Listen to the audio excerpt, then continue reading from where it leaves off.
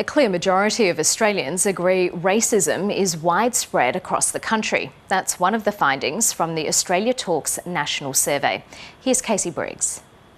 Do we live in a racist nation? That, it turns out, is not a question that particularly divides us. About 3/4 of us believe there's a lot of racism in Australia. And a firm majority agree across all demographics and across political persuasions, the only exception being voters for Pauline Hanson's One Nation.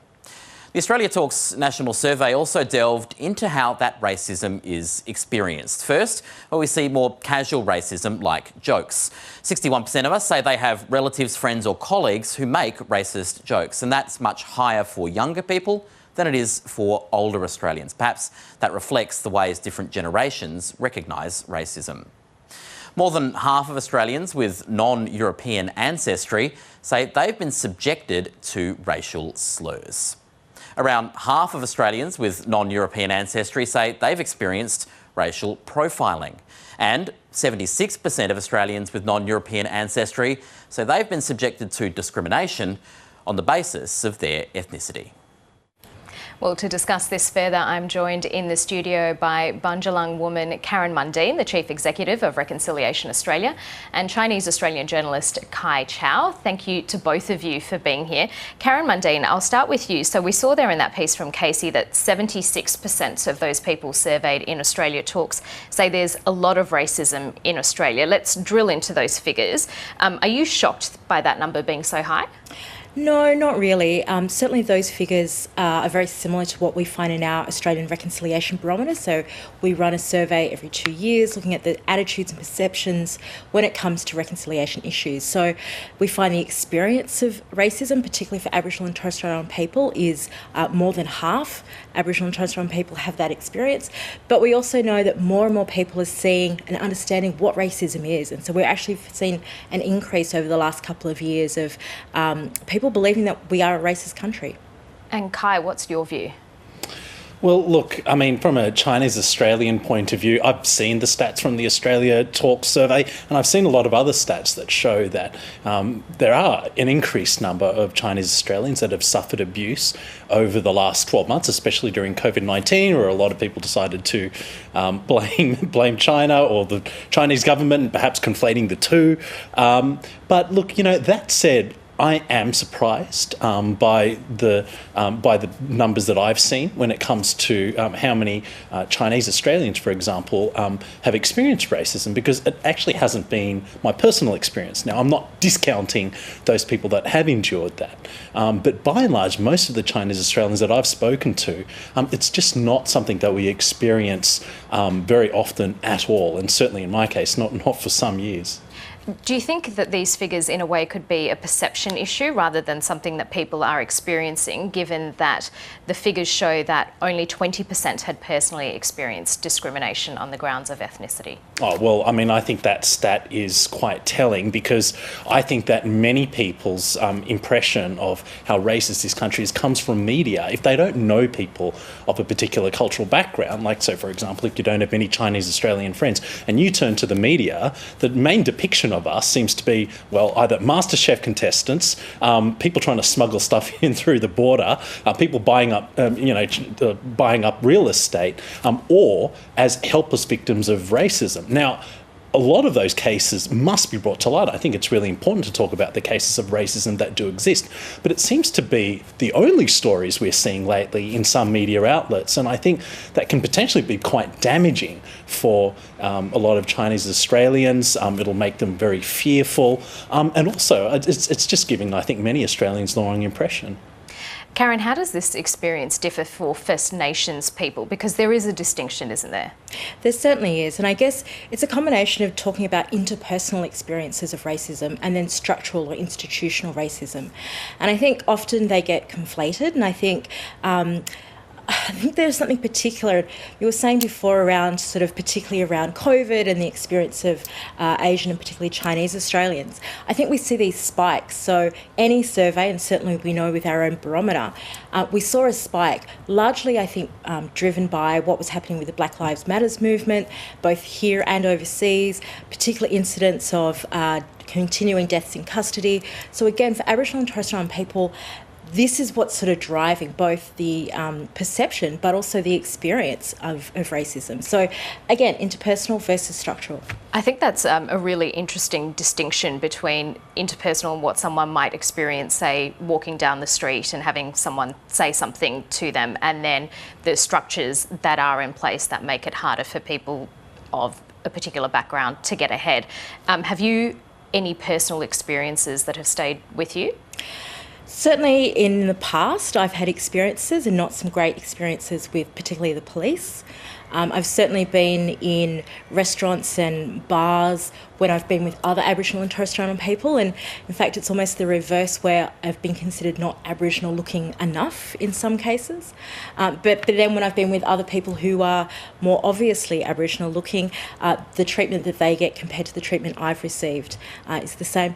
Ironically, I've received more racism around me looking Asian than Aboriginal. Oh wow, that's remarkable. Kai, what about you? Is there an experience that stayed with you?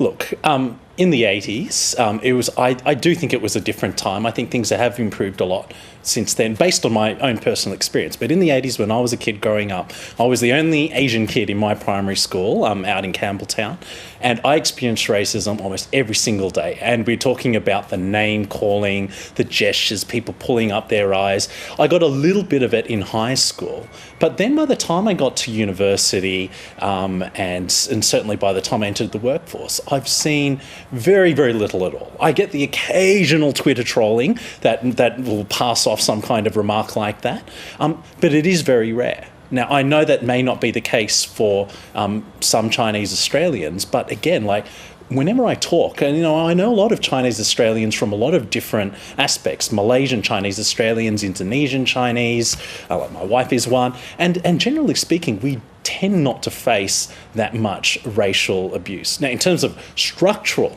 abuse, look, I mean, I don't know if you could say that Chinese Australians have found a way to game the system, so to speak, but it's no secret that there's a heavy focus on education, getting into selective schools, and then, of course, parental expectations that your career options are law, medicine, and disgrace to family, quite frankly. And so, look, I think that, as a result of that, Chinese Australians have been able to do well despite some of the structural challenges that I do believe are out there. I think, there's a lot of professions, institutions, sectors in general that are dominated by, I guess what you could say is Australia's Anglo-Australian establishment.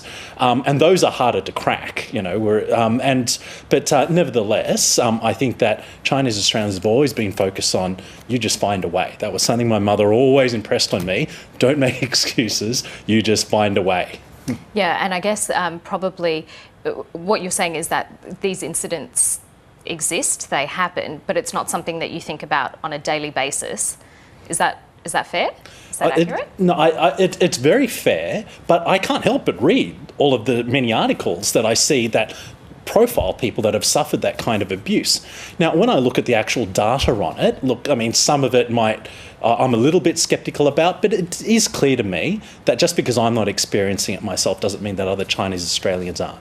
But certainly, for most of the Chinese Australians I know, this is not something that preoccupies us from day to day.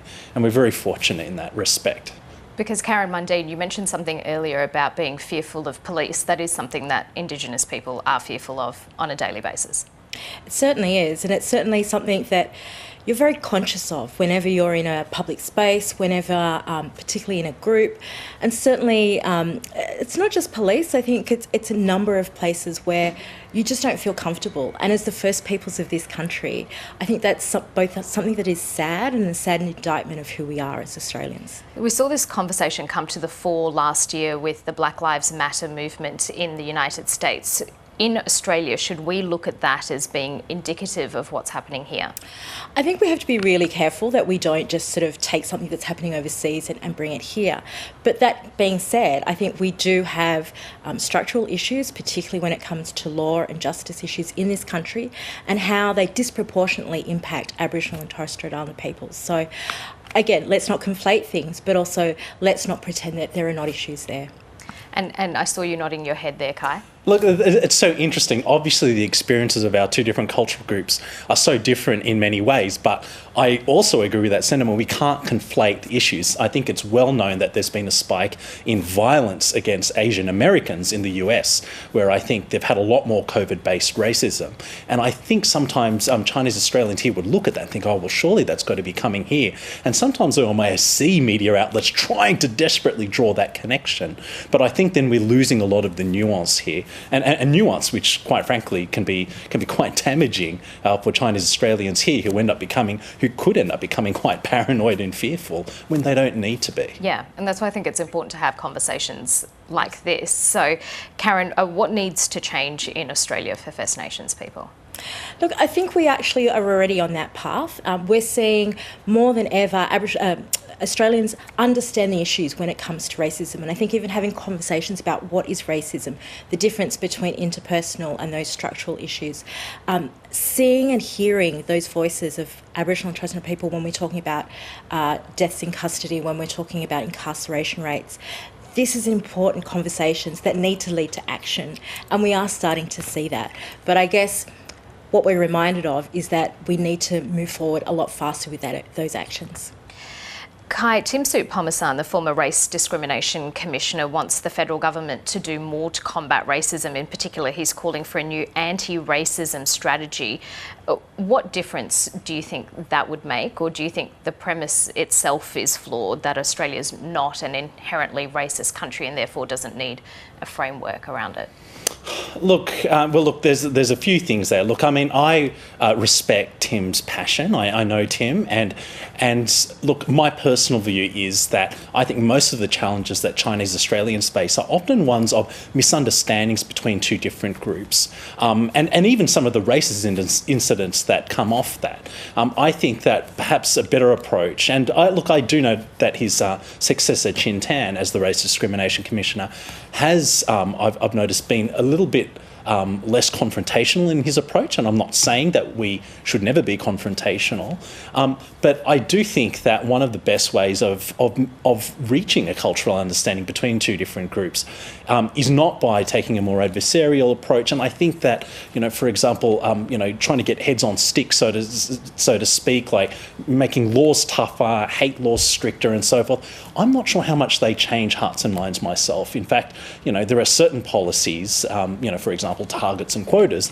that can make people more resentful towards minorities, which I think would be a disaster. What I do think we should see, I would love to see media representation of Chinese Australians that is different to what I just mentioned before. We have the same passions, challenges, difficulties that most Australians would face, most human beings would face, and yet somehow we tend not to see ourselves featured in so many normal everyday stories or political stories outside ones that are specifically Chinese. And I think that we have a lot to bring in that. We have a lot to say on those type of issues. Chinese Australians are often very reluctant to publicly comment, but certainly I'd love to see newsrooms and media say, look, are we really giving an accurate depiction of what life is like for Chinese Australians? Karen Mundine, what do you think on that front in terms of representation and how Indigenous stories often are about disadvantage? Absolutely. I think representation really does matter. And really, when we're only seeing that negative portrayal or in that particular political kind of sense, then we don't see all the beauty that is part of what is being First Nations people. So I think it's really important to get that diversity, to be that inclusive, and that should be the basis of how we increase or improve our relationships between different cultures and communities. And I think there is so much more to gain from that approach to an anti-racism campaign to then just having quotas or laws or things like that. I think quotas and laws are important, but I think there's more to it than that. Kai, I wanted to ask you in terms of the migrant experience. I'm not asking you to speak for all migrants to Australia, but I know from my own personal experience that my life has been much richer and far more beautiful than it would have been if my family hadn't come to Australia. And is that something that we tend to forget in the conversation when we focus on racism? I think so. I think there's a lot that we have forgotten about the experience of older migrants. For example, my dad came to Australia shortly before the Cultural Revolution, and I'm really glad that he got here before that happened. His life and his family faced one of great persecution back in China in those days.